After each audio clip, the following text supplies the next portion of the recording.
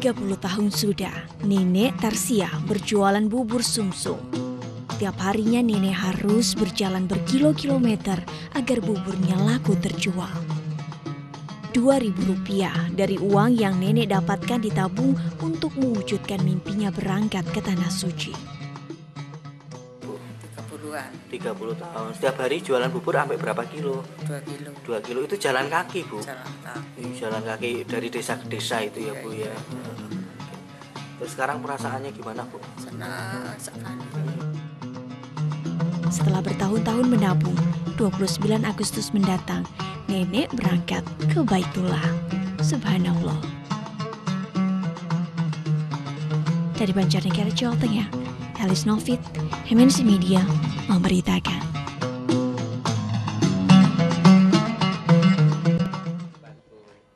Masih di intermezzo, banyak info gak bikin kepo. Terharu ya Jaya, betul. Melihat orang-orang yang mungkin dari segi keuangan sehari-harinya terlihat tidak mampu, tapi mampu untuk berangkat haji. Nah, kalau Kakak Ayu, Mas Awe ngelihat liputan tadi gimana tuh? Kakak Ayu, Mas Awe lihat liputan tadi gimana tuh? Wow. Reza, Iya. Kalau Nah, saya tadi ada kalau saya lihat tayangan seperti itu, saya hanya mengucapkan subhanallah. Subhanallah ya Ustaz ya. Kenapa benar. kita ucapkan subhanallah? Banyak orang yang nampak tidak mampu, Iya. tapi ternyata dia ada kemampuan. Itu garis tangan. Karena Ustaz, ya, kekuatan rohaninya, takwanya kepada Allah. Dulu pernah sekali waktu itu Abdullah bin Mubarak, ya kan, itu guru besarnya Imam Bukhari. Dia kasab itu. Kasab artinya tembus pandang gaib karena kesolehannya, kebaikan dia. Jadi dia bermimpi di malam hari, 1 tahun itu, tahun haji tidak ada orang yang mabrur satupun dari 700 jemaah haji. Oke.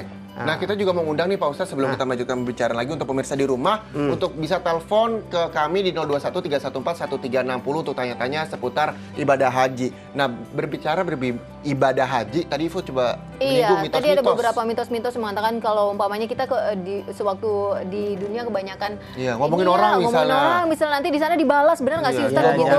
Jangan berbuat fasik, jangan berjidal. Jidal itu berdebat. Oke. Jangan bermaksiat. Makanya 3 ini nggak boleh. Bermaksiat itu Pak.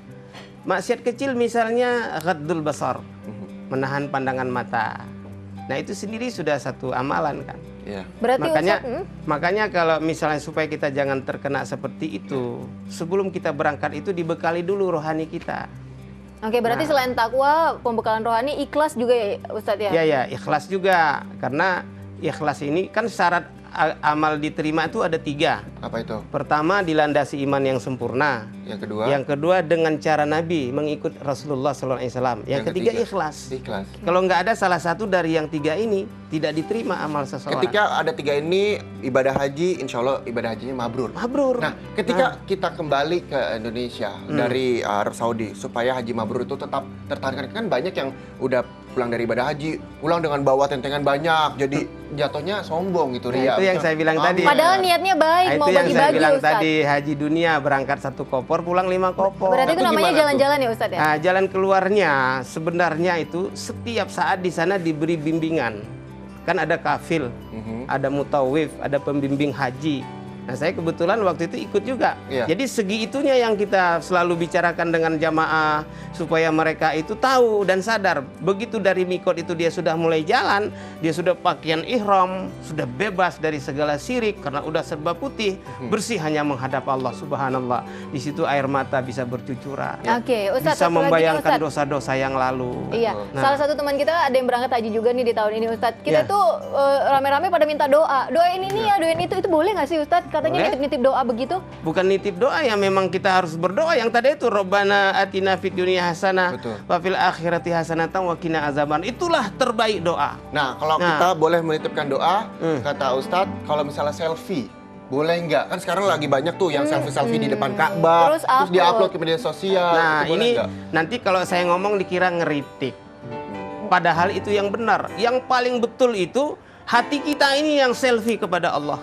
Oke. Caranya Ustadz? Rabbana atina, nangis depan Ka'bah.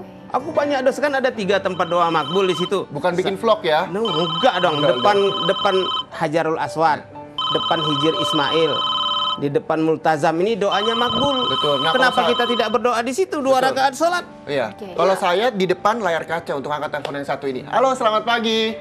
Selamat pagi, Dengan siapa di mana, Pak? dengan Bapak Edi Sanjaya di Bali. Oh, dari Silakan. Bali. Oh, Pak Edi jauh. Sejaya, silakan, Pak. Pak Edi. Ya, dengan Bapak Edi Sanjaya di Bali. Iya, silakan pertanyaannya, Pak.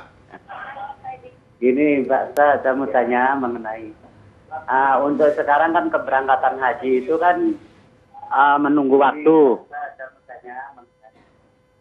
Untuk sekarang kan keberangkatan haji itu kan Pak, jangan didengarkan TV, Pak. Dengar di telepon aja, ya, Pak. Bisa setelah menunggu dikecilin. itu saya misalnya kan berapa sekian ya dengan sekian tahun dengan menunggu keberangkatan itu apakah sudah bisa mendapatkan pahala haji kalau misalnya kita terlambat berangkat haji atau gagal atau bagaimana atau Baik.